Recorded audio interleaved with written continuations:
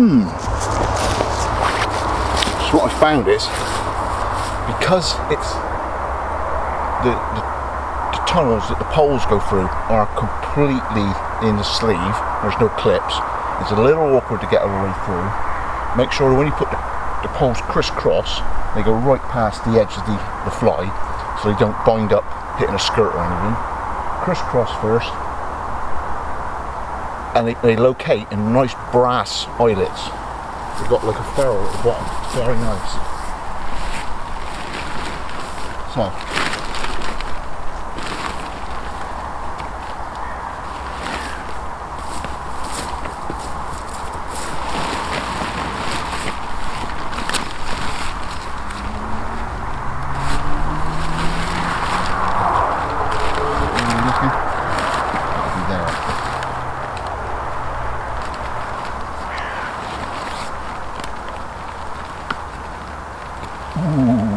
you know what it's like, don't you? If it was 20 mil less.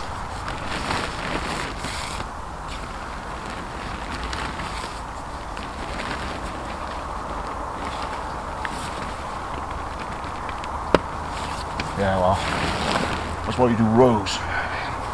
So,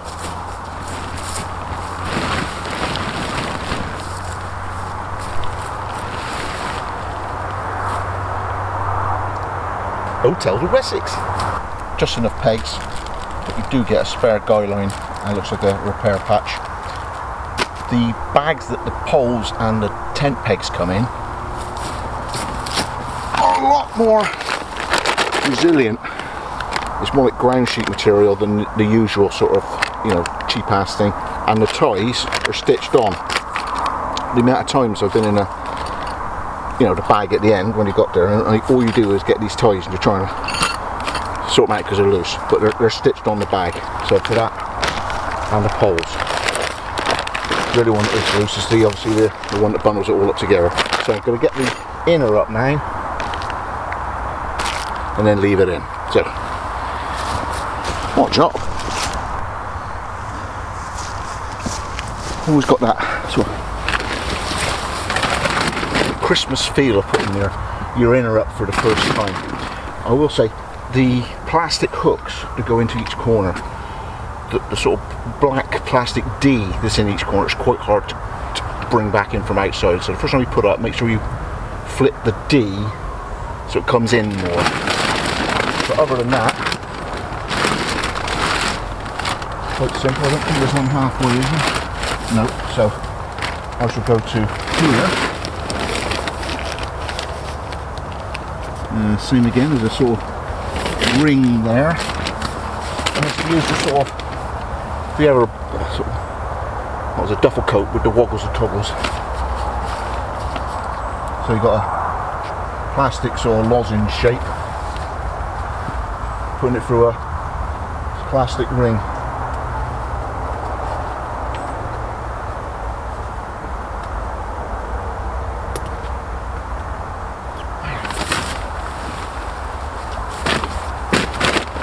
Find a nettle somewhere.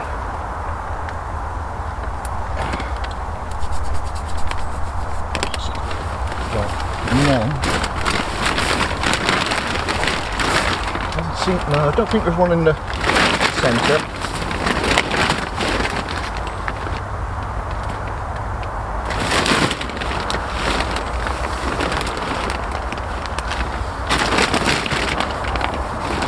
Nice big gap between the inner and the fly.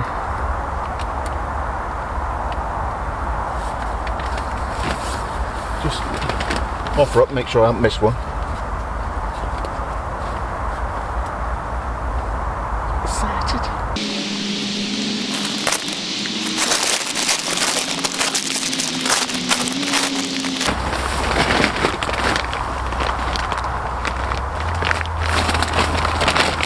Pull that down. Got a bit of a fold on one of those bits of the sort of skirt. I bet there's plastic hooks everywhere.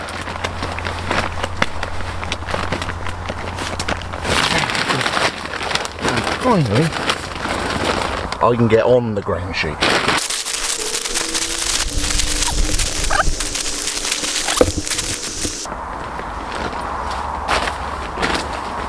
I'm not going to fit, but hey, we're up and it's in.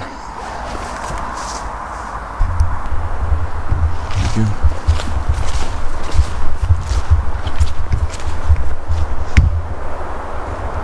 Nice.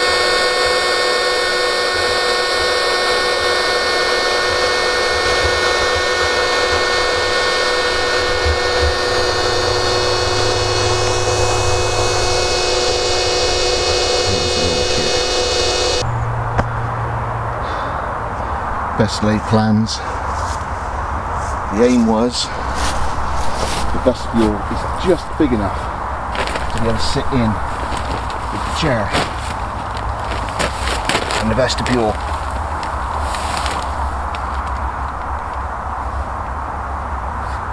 It's just big enough to sit in with the chair.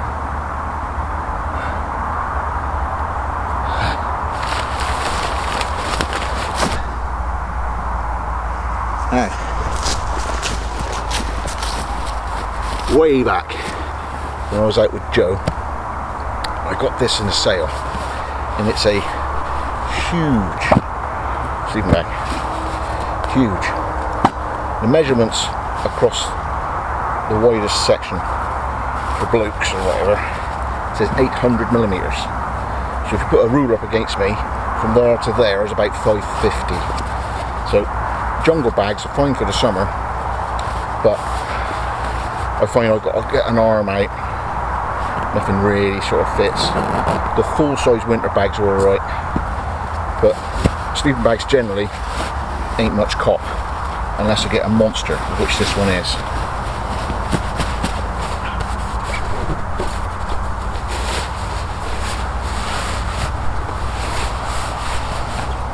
Keeps going.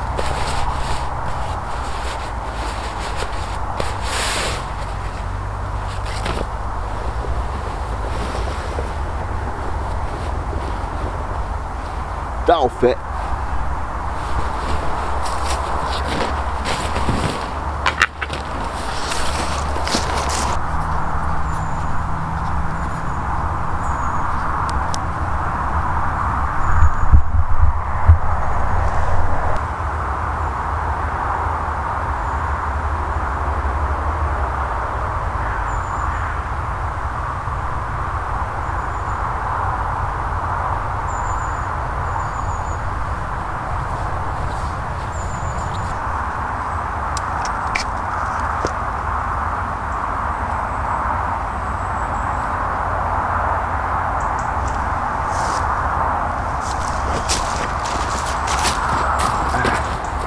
So as the light's fading a bit, I want to get this task with a blade sorted out before it gets too dark. I thought I'd introduce you from a camping YouTube channel into a few heavier duty knives every now and again. So this is called a cold steel Recon Scout. It's very thick steel.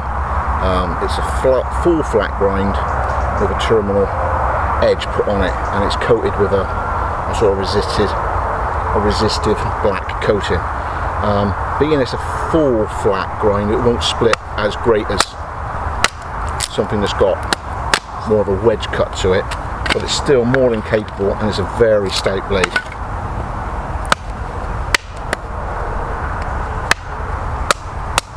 As you see, I haven't got my hand on it when it actually starts to strike. As you get to doing heavier things like sort of that, you know, you'd use this to drive it through. So let's just see if it'll stand up. And it goes like that.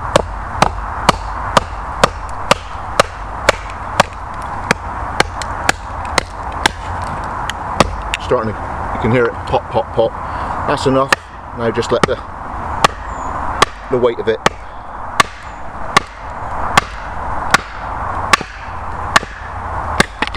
goes, and you've got into a sort of chunky log that you wouldn't have otherwise if you had a Swiss Army knife, if that makes sense, or a Mora. You wouldn't put a small stick tang through that sort of brutal use and you get to stuff like this and just tap it on the thick section rather than the thin section too much, and then just gradually work your way through. This is the sort of hard work that a survival knife should be built for. The whole battening thing is a real black and white viewpoint among the outdoor people. I look at it as if you've got a knife that's full tang, stout, tough steel, good heat treat. It should take something going like hit, hit, hit. Not too hard on the thing. You heard that split then. That's good enough.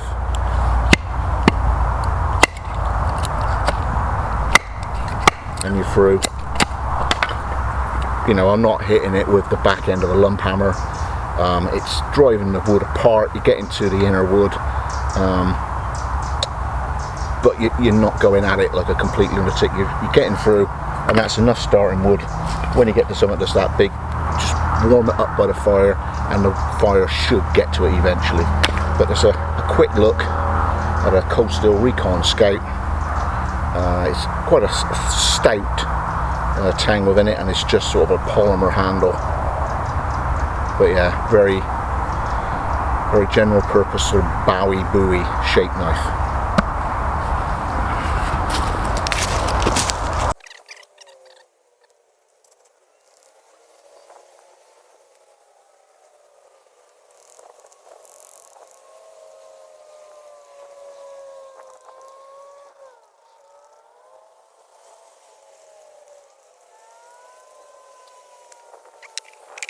Plan B, I shall get the fire going and put the canteen cup on the embers. Nice. Ooh, that was a bit hairy. Just enough starter to get that going. Obviously I'm warming the fuel through. So I got the tent pitched opposite side of the wind. Nice. Okay, plan B. I have a metal cup. I have water. I have some beef and rice. I have a stock cube and a cabasa, is it? Oh dear. Now normally I'd have those Matteson big long U-shaped German sausages. I thought these would be the sort of handmade equivalent. They are in a way, but I really don't like them at all, but it's what I've got. So, water, rice, and yeah. Anyway, waiting for that to die down. Let's get it on. Right, so it's one of these with the sort of GI handle things. It sounds fun. Once we drop it in the fire. Fire. Dun.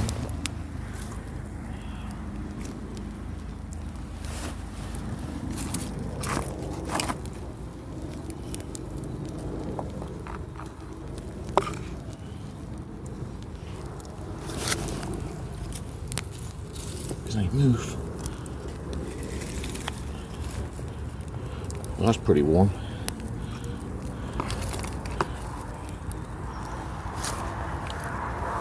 Oh yeah, oh yeah, bring it on. Nice flat stones, Henry. Like it, like it.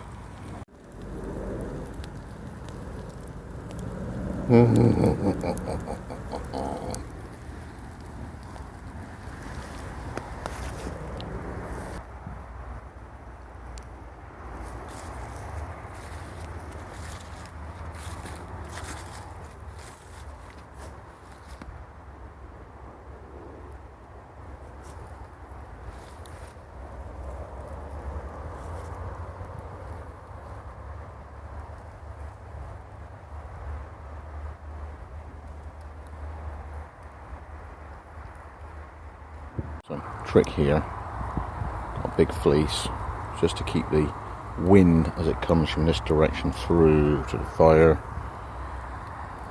Just keep that coddled down whilst my meal gently weeps.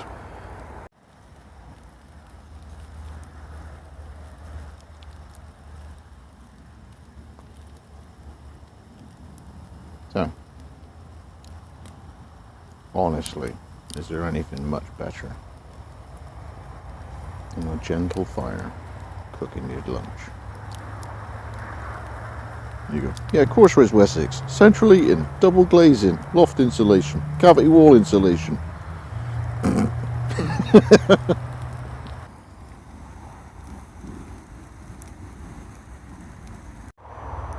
If you've got 4 boards, stops the feet sinking in the ground. Still to make some soft ground sort of spaghetti floor plates for these things. There's nothing worse than trying to dig it out of the ground with a spoon. Nice. It's really nice to be able to sit on a chair-sized chair. Over the years I've had a sort of fold out National Trust metal canvas stool. It worked, but obviously your legs are bent and you're literally sort of in a squat position on the floor. But this a Bowie quick fix travel seat with a fleece into the sort of bucket of it. Very comfortable, very warm.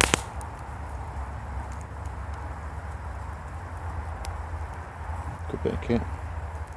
But it says here you need round discs with maybe a Forstner bit hole in them to locate the feet. So on soft ground it spreads the weight, and you just chuck them in the bag or something. Maybe G10. Okay.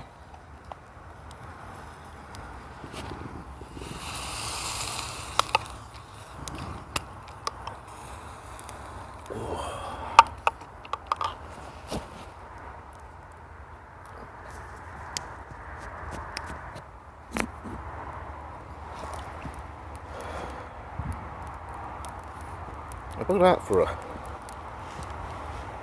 expedient tea. Beef, savoury rice, 1 stock cube, and this is from Lidl.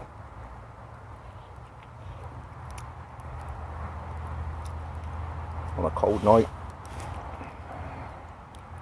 that'll do nicely. Yes. It's hot. That'll do. Right, let's get as far as going, have the tea.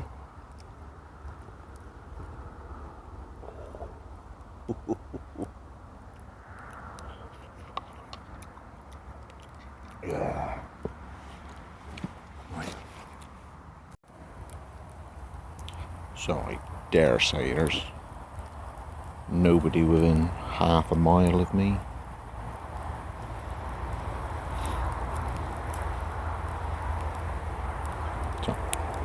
Think about when you are out alone, as it were.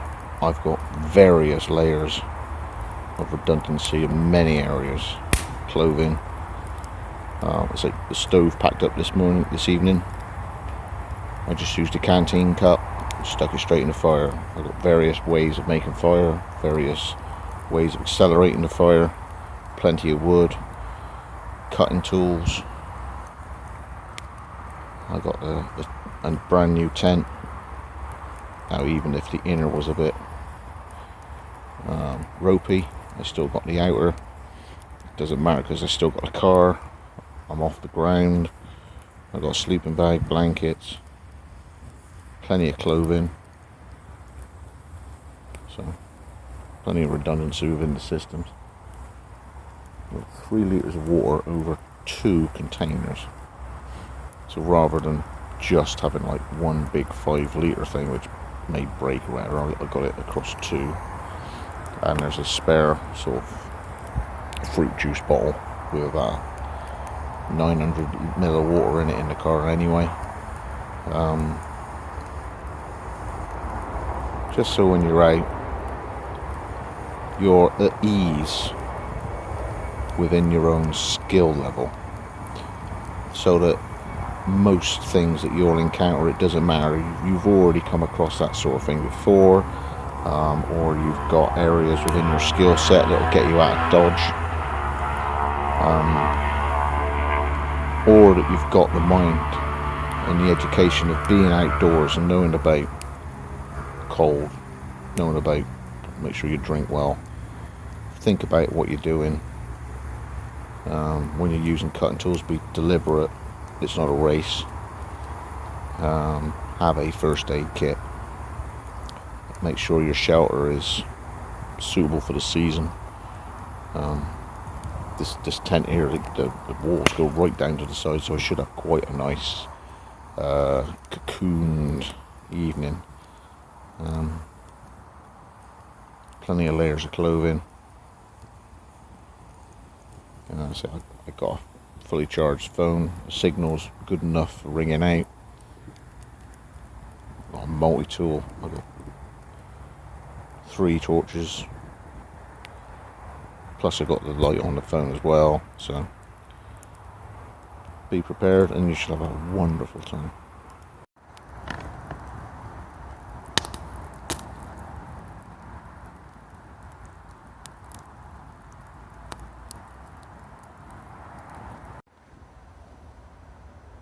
Okay, so settling down for the night. There's a really nice hook right up the top in the corner there. So I've hung my car keys with a little O-light, the I2R, IR2, little twisty thing. So I've got a night light there. All the rest of my stuff just really laid out. You know, phone, main torch, whatever, just on the floor. But there's a nice hook up there. There's also one cleat here for some reason. Maybe it's for washing line or something, I don't know. There's enough room in here to sort of stand and stoop to get your trousers on and off, which is nice. There's nothing like being able to, you know, get dressed in the mornings when you're knocking on 50. Anyway, settled in. Our beds up together, and see you in the morning.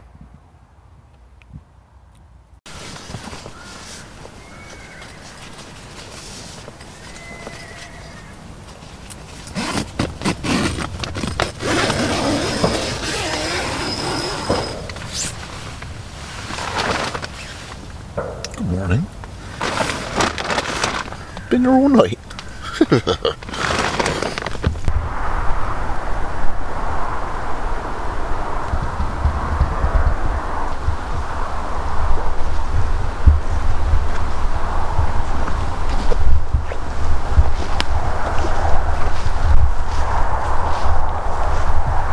Within the Eurohike range, you get a model called a DLX, a Deluxe.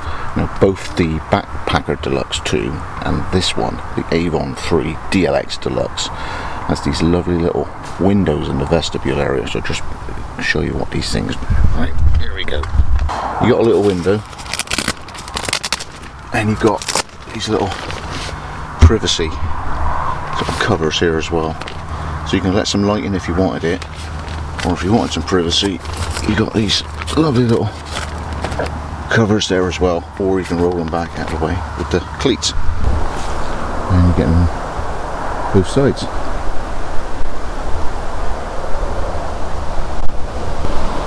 Plenty of ventilation, 2 at the front there, and at the back. Now we didn't tie this one out, and that meant that this side sagged and nearly touched the bedroom inner, so that's something to remember in windy conditions. If you've got a bit of rain, make sure that you guide that one out. I couldn't be bothered today because it's light wind and no rain, so one less pipe to put out. But for me, plenty of ventilation. Now when you go into the bedrooms,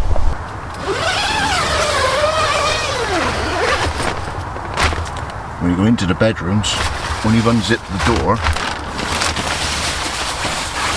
roll it up, stuff it into this triangular little cubby hole there. Pockets for your maps, chocolate. Alright, your jerky goes in the corner, and in the other corner. And there's a good hook in the ceiling there, which I had my car keys with my with Leuku on. But as you can see, it's very dark in here because they've got this like a night model, so it's blackened slightly. So when I go to Edale, 5 o'clock in the morning, the sun's up, and if you had a late night, you'd be able to sleep in a little bit longer because this has darkened the interior slightly. But hey, show you other things. Taped seams. Taped seams, no large stitching holes anywhere, very well made. So I'll pitch it next time. It'll be first cross pole, porch pole, peg it all the way out, but I'll put the tie the ground sheet in first on the hooks before I set the distance for the front short pole there and there. But other than that, very pleased. With his guidelines. When you're around people who don't know about guidelines, kids running, they fall over, they do. But when the covers come on over the top of the doors, each one has really good skirt underneath it. But on both doors, you got some really good overskirt here with Velcro at certain places.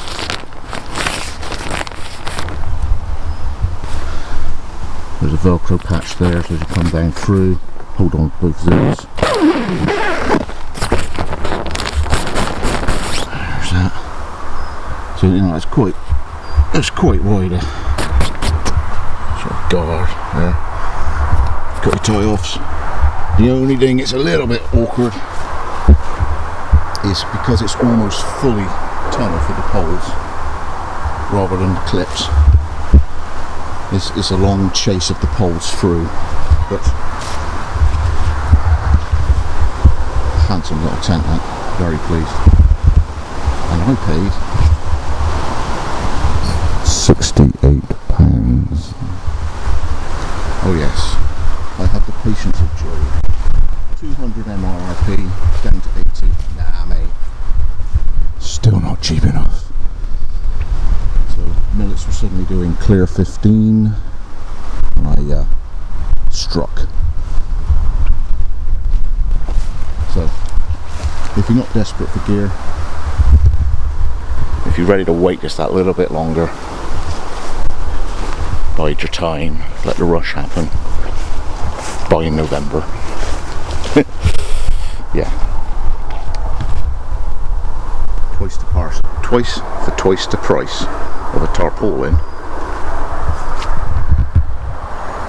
I got what I'd worked out over the year that I wanted, which was a Eurohike Avon 3 DLX night.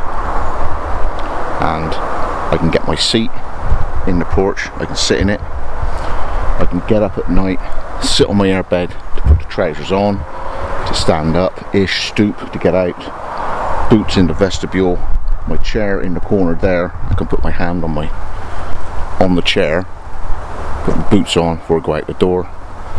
You can actually end up finishing getting dressed in there with a chair of support that's high enough inside to be able to do it. I'm 5'8". That was the plan and it all worked out. So thanks for joining me again, Scott from Wessex Camping and Outdoors. A beautiful little Avon 3 DLX from Eurohike. Once you get that packed up, we saw the size of the bag. It's not that much bigger than a backpacking tent, but there's an extra pole, there's a few extra pegs, there's more guy lines, there's a vestibule. I was prepared to take the weight because of what I'm using it over the Cairns model, which is like that but without the bit of a porch coming out, if that makes sense. So yeah, bide your time and wait is my advice, if you can. So thanks for joining me again, Wessex Camping and Outdoors. See you on the next one.